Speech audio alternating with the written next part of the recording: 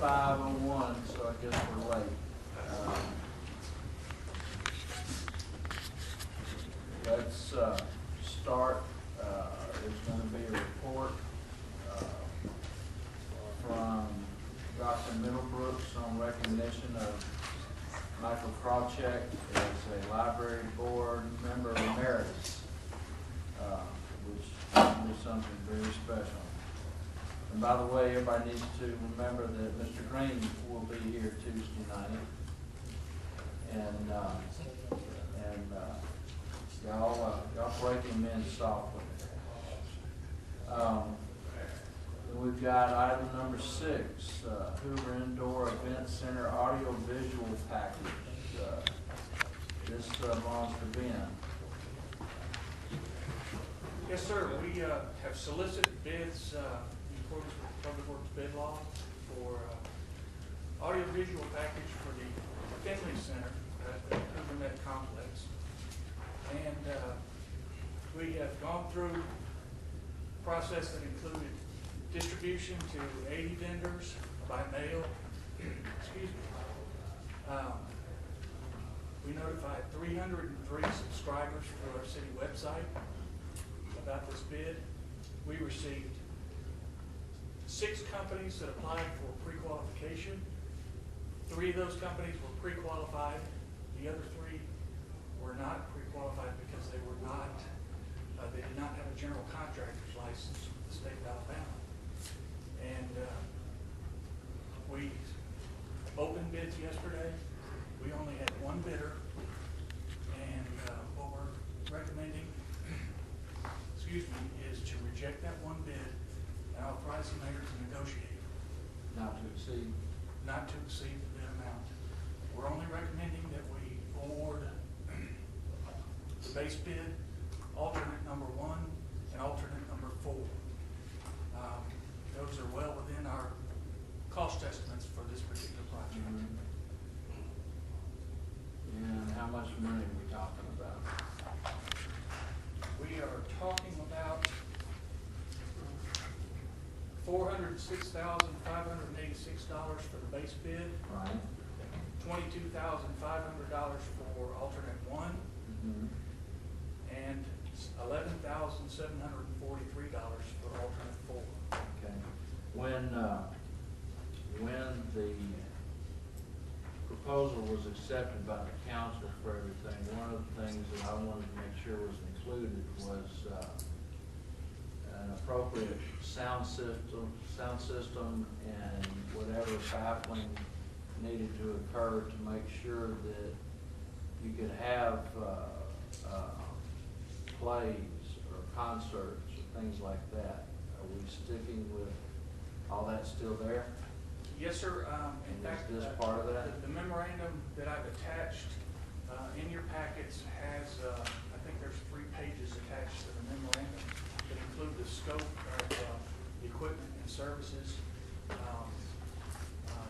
lot of the audio systems will be in place. There are a lot of monitors for scoreboards and other needs there. How many scoreboards? Pardon? How many scoreboards? You got 19 basketball games going on all the time. How do you deal with all that? Well, that's true, and I do not recall that number off the top of my head. I'd be happy to get that information for you. I'd like to see it just for general knowledge, but Mr. Green may want to put it in. Can we get it by Tuesday? Certainly. All right. Well, Ben, you've also, any questions from the council? Yes, I have one. The timeline on this, is the mayor renegotiate this? The timeline on the renegotiation or the whole, to make this move forward? Pardon? To make this move forward? Yeah, as far as the negotiating part, I think that would happen fairly quickly. We're comfortable with the 1 bidder. We did go through a strict pre-qualification process. This is a professional audio-visual company, and we're comfortable with the bidder. We believe that we can tweak the pricing a little bit, so we believe that will happen fairly quickly. We feel pretty good about the pricing that we received as well, because this again was well below our cost estimates. So we feel pretty good, and we're not bumping up against the ceiling of $500,000 cost estimate that we had. We're not bumping up against that, but we want to squeeze a little bit more out of it if we can. Is the local bidder, is the bidder local? They are not local. They do have a state of Alabama general contractor's license, and they have a presence in the state, but the parent company is not local. But they do have local, a local presence. And I can't remember exactly where that is. Who was the winning bidder? Diversified, they used to be called Technology. Technical Innovations. They do have a local office in River Pardon? Chase. They do have a local office in River Chase. River Chase? Yes, sir. So it's real local. It certainly is. Thank you.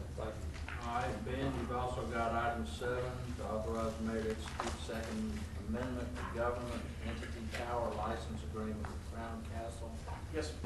regarding telecommunications tower near Greystone Crest. Please recall that we have been working on several of our communication towers, our public safety communication system that's going in place, and it's proceeding along very well. This is the last tower that we're exchanging some equipment on the tower to be able to provide the services over the new radio communication system that's used by our public safety departments.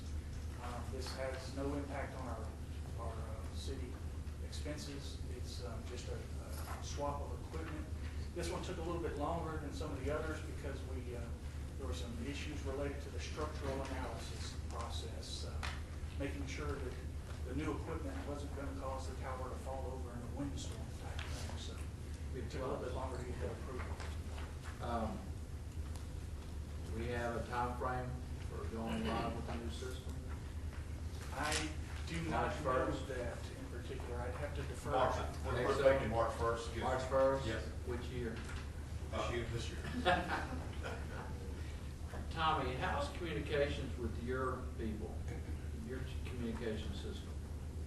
Well, we use Southern Link still, from Southern Services, that's how we direct most of our contacts are made by that. Is it still satisfactory for you? It's good, they're saying they may have to change it next year, so it may be, we may be having to look at a different way to get it, because I'm not sure they're gonna have the two-way talk like they have now. Right, I didn't know, maybe you can get with, Mr. Rice or something to start thinking early, so we can be thinking about it, because September's gonna be here before we know it. Then we'll have another snowstorm. We'll be glad to be with you. All right, thank you, sir.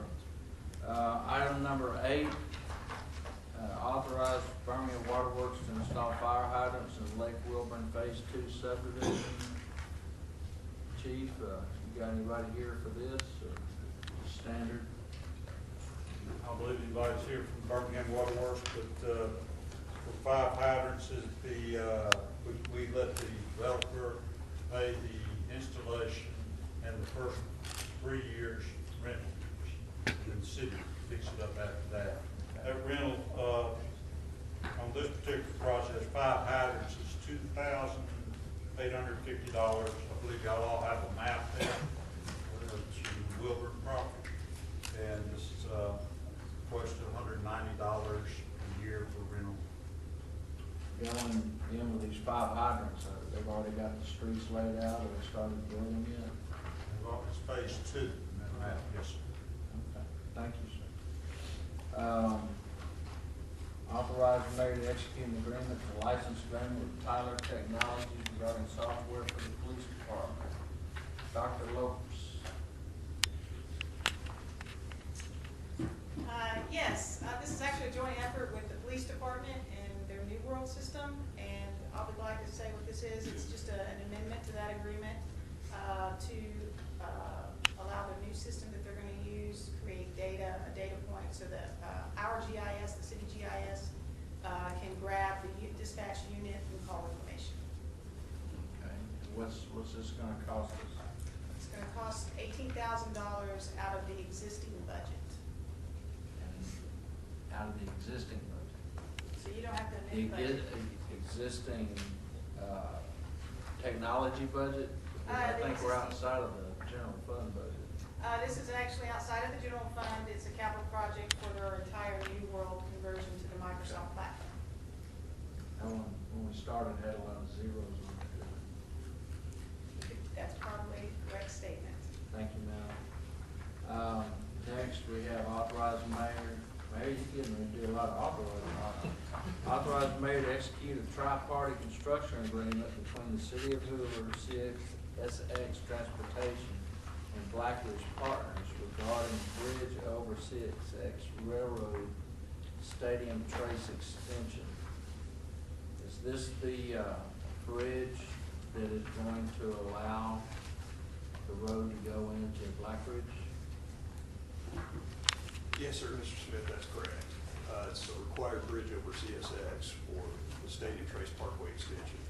The agreement is, the city of Hoover's involved in that agreement basically to ensure to CSX that once the bridge is constructed to the plans and our satisfaction, we will accept it for maintenance for in perpetuity.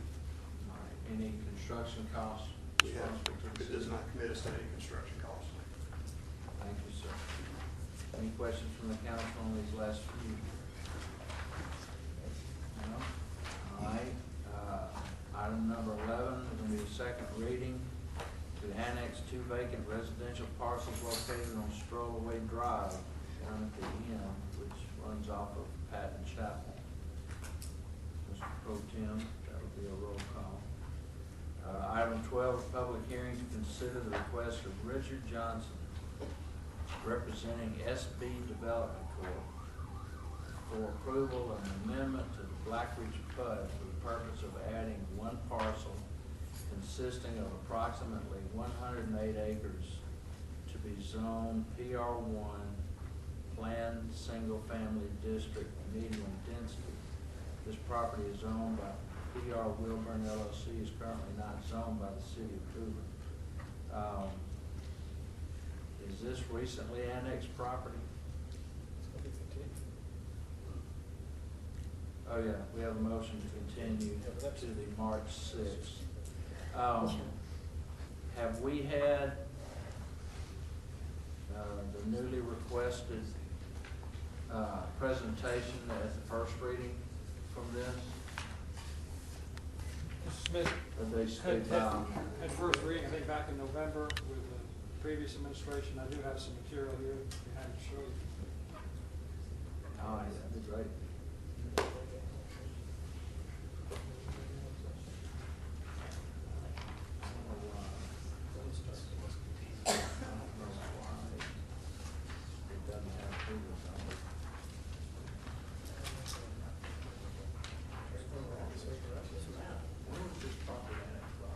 It's been in the city for quite a while.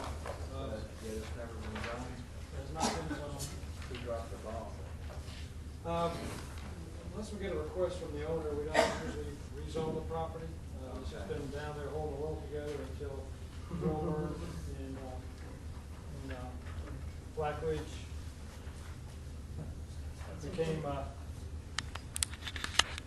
came on the scene. I handed out 2 different maps.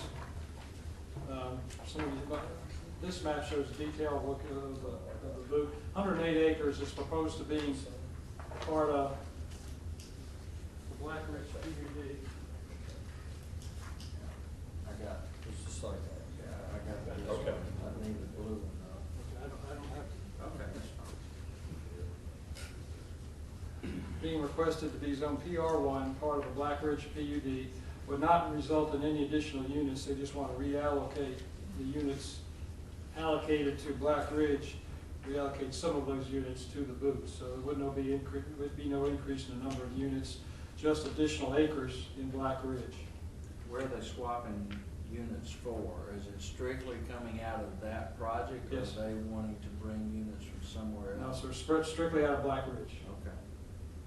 So Blackridge acres would go up, if approved, would go up 108 acres, and the Blackridge units would stay the same. Just spread it out a little thinner. This was that little dog leg that they didn't have an opportunity to purchase until just recently. Yes, sir, and there's also, I think ultimately you'll see a small city park, maybe an access point to the Cahaba River down there. It'll actually be accessed through Wilbur. As you can see, the arrow coming in from the north will be coming in from Wilbur, and it'll be part of Black Ridge. How many houses need to be constructed before they're obligated to the fire service? Well, I do not remember, Miss. I can find out. That'd be great. Yes, sir. Thank you. Any questions from the council, even though this is being continued? Have they made a presentation prior to the second reading? No, sir, the developer has not. We had a first reading. I don't remember. I assume I presented it to the initial council, previous council, first reading. And I brought it with me this evening because I knew you hadn't seen it under the GUI. Talk to Mr. Johnson and see about the possibility or probability that at one of the meetings in February that he come and if there's gonna be a show and tell, any type of presentation, that he do that in February, so it gives everybody time to think about things, even though it looks pretty straight up. I think I'll probably be able to do it Tuesday night if you'd like. He's going to be here on the other Okay. case. Well, Mr. Green, if you would take care of that. Thank you. Number 13, Carmike Wilson Pictures, conditional use to sell beer and wine is being continued to February 6th. And same thing for item 14 for their property on 280. On the 15th, public hearing to consider the request of SB Development Corp. For conditional use approval for a clubhouse, pool, and park to be located at lot CA-4, Lake Wilburn, Phase 1. Wilburn LLC is the property owner and is zone PR1, planned single-family district. This is another case of Wilburn property currently inaccessible. Any streets and roads to be constructed into that area, but this area, the Black Ridge property, will account for a lot of residential development in the future for the city. First page is an overall map showing you the Wilburn property. That's a Bumpus Middle School there to the right, if you will. Stadium Trace currently dead ends into the property. They are working on constructing streets in the property now. The red dot shows the proposed location on that overall map of where the amenity center would be located. If you flip over to the second page, shows a general site plan for the property, for the Wilburn property. And once again, the red dot, looking at it in this mode, located right here, shows the proposed location of the amenity center. There are no houses down there yet. Streets are being constructed. Good time to get something like this approved. Third page is site plan showing location of the building, parking area, buffers that be provided. You'll have frontage on the extension of Stadium Trace. Mr. House, at one end on page 1, it looks like the road dead ends at a transmission line. Is that what that is? Talking about this road? Yes, sir. That's Elvira Road, which over the course of time or over the course of development of this property will be vacated and replaced with a new and improved road. So you can get to the site generally from Elvira Road, but it's a long, rough road. Okay, so Elvira on the other side of this, is that the section where the Brock's Gap Training Center is? Brock's Gap, all the way to the left of there. All the way to the left, okay. Brock's Gap Training session is right here. Okay, thank you, sir. It's on the other side of the railroad down the Black Ridge area. Okay, this looks fairly simple, I don't know. Yes, sir, should be. And this would have been the proposal that had been presented to the previous administration as well? Or is this just? This may have slipped under the, slipped in on before we started doing the presentations at first read. I think it was one of the first ones you did. It's quick and simple. Yes, sir. I don't know if anybody thinks that it requires that much discussion. Here to. The This looks applicant, like to be amenities. applicant will obviously be here Tuesday night to present the case. Okay. All right, council have any questions?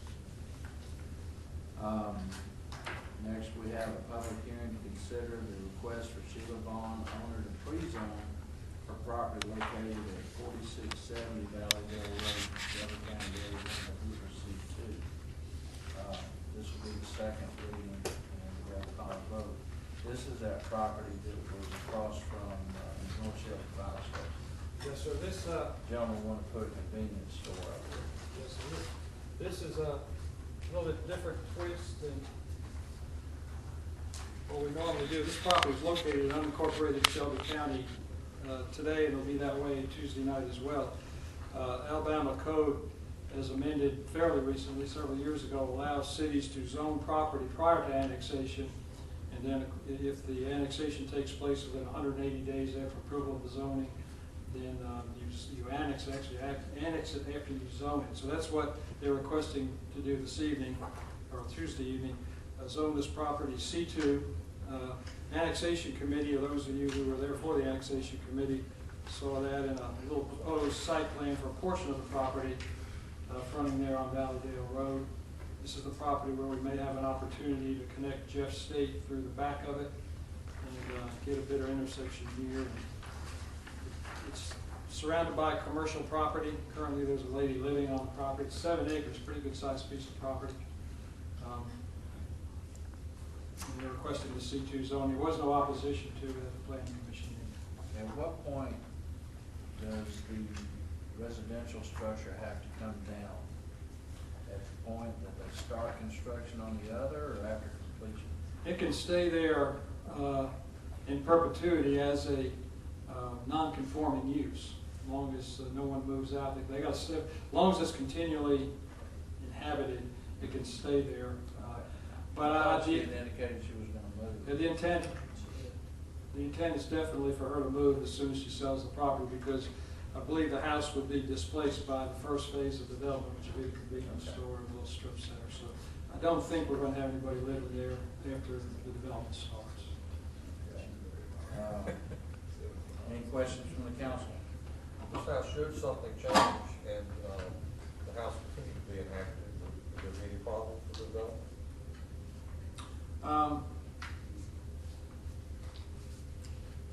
In order for the development to take place, the inhabitant is going to have, the lady lives there on the property, she's got to sell the property, so at that point, she's going to be renting from the owner who wants to develop the property. So I don't see much chance of her staying there and holding the development up.